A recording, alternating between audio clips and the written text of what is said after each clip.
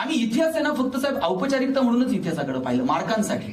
शिवाजीराजे 4 मार्काला, संभाजीराजे 5 मार्काला, तुकाराम महाराजांचा अभंग अवघड आहे म्हणले ऑप्शनला टाकू. परवा तर 10वीतलं पोरग मला विचारत होतं, सर यावर्षी मराठीच्या पेपरला ज्ञानदेव पडणार आहेत का तुकाराम पडणार आहेत. म्हटलं हे पडतील कसे ज्यांनी महाराष्ट्र उभा केला. सगळंच कसं मार्कांसाठी असू शकतं. मुळात आहे ना आपल्या आता त्या शिक्षण पद्धती आणि ते आजच्या अनुषंगाने नाही बोललेलं बरं, पण मुळातच आपला शिक्षणाकडे बघायचा दृष्टिकोनच इतका बदलून गेलाय ना. म्हणजे फक्त मार्कांसाठी शिकायचं, ठराविक परीक्षा पास होण्यापुरतं शिकायचं.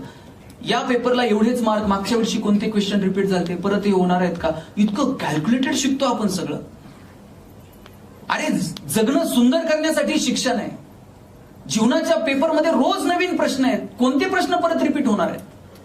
पण आम्ही इतकं कॅल्क्युलेटेड, हे इतके मार्क मिळाले पाहिजेत, या विषयात इतके झाले पाहिजेत, इथंच याच कॉलेजला नंबर लागला पाहिजे, याच कंपनीत नोकरी, एवढंच पॅकेज, इतकं बंदिस्त आयुष्य आम्ही जगतोय.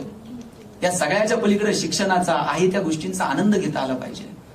ऑफिसमध्ये काम करताना रोज नवीन प्रश्न आहेत, त्या नवीन प्रश्नाची उकल मिळाल्यानंतर आनंद व्हायला पाहिजे.